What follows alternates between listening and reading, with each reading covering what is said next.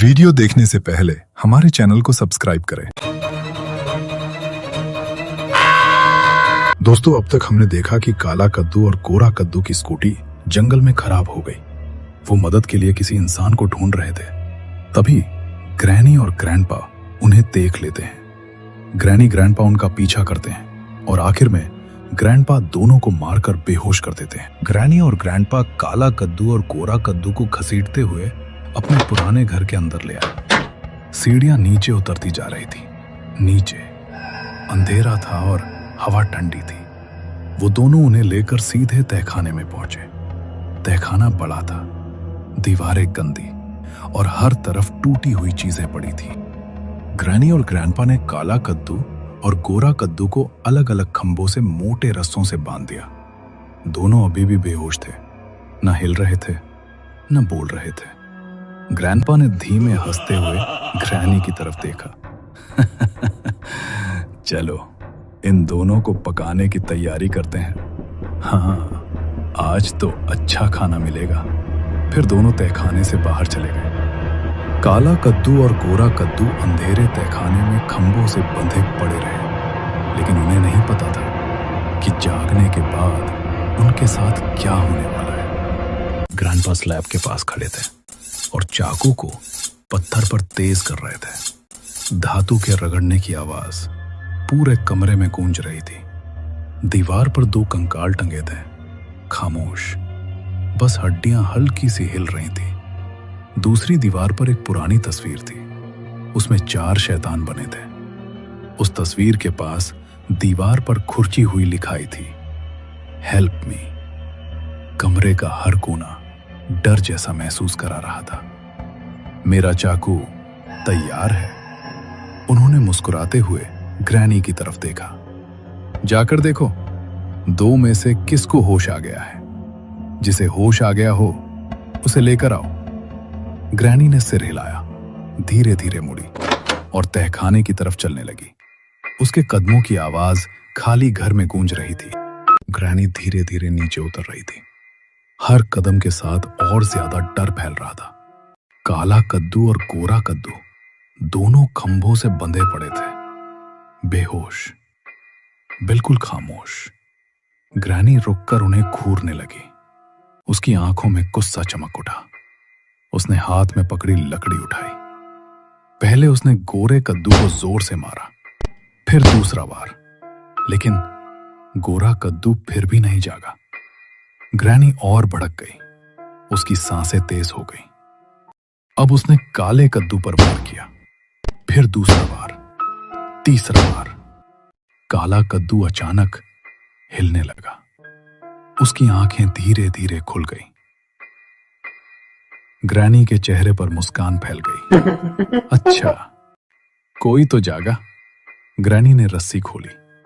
काला कद्दू कमजोर था, खड़ा भी नहीं हो पा रहा था। ग्रैनी झुकी, उसे अपने कंधे पर उठा लिया और सीढ़ियों की तरफ चल पड़ी। गोरा कद्दू अब भी बेहोश पड़ा था और काला कद्दू को तो ये तक नहीं पता था कि उसके साथ अब क्या होने वाला है।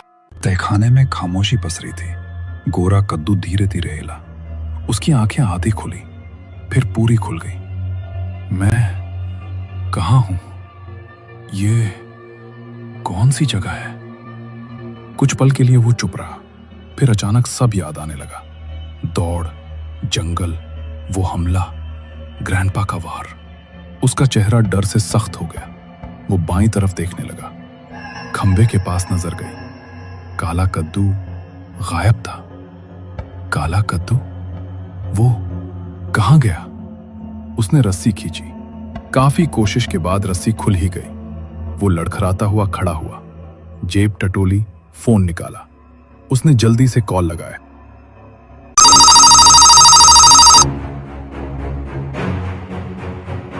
हेलो, टकला नेता। मैं और काला कद्दू बड़ी मुसीबत में है।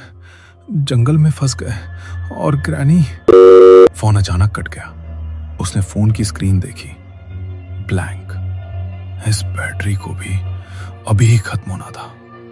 Hello hello. टकला नेता दोबारा कॉल करता है, लेकिन फोन स्विच ऑफ आता है। लगता है काला कद्दू और गोरा कद्दू को ग्रैनी ने पकड़ लिया है। अब मुझे ही उन्हें बचाने जाना पड़ेगा। वो चारों तरफ देखने लगा, तेज सांसें, धड़कन बढ़ती हुई। फिर वो बाहर की तरफ बढ़ा, काले कद्दू को ढूंढने के लिए। लेकिन गोरा कद्दू नहीं जानता था कि उसका भाई काला कद्दू अब किस डर के सामने खड़ा है। रात अभी भी काली थी, सड़कें सुनसान और हवा ठंडी। घर के दरवाजे खुलने की आवाज आई। टकला नेता बाहर निकला। उसके चेहरे पर टेंशन साफ दिख रही थी। वो जल्दी जल्दी चलता हुआ गैरेज के सामने पहुंचा।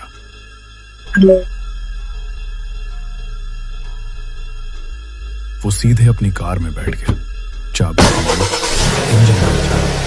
रुको, काला कद्दू, गोरा कद्दू, मैं आ रहा हूं। कार तेजी से सड़क पर निकल गई। हेडलाइट्स अंधेरे को चीरती हुई आगे बढ़ी। रसोई में हल्की लाल रोशनी जल रही थी।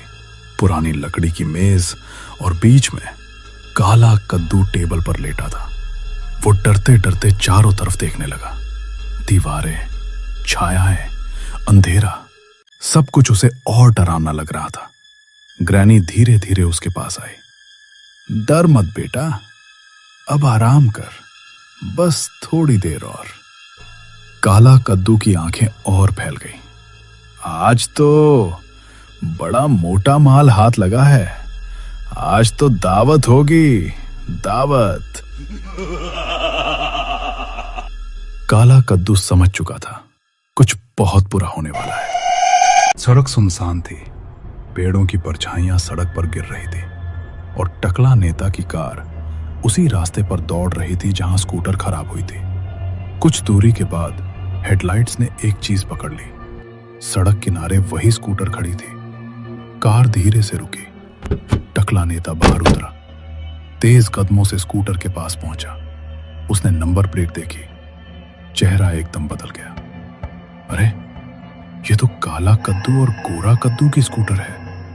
मतलब उन्हें यहीं कहीं से पकड़ा गया है।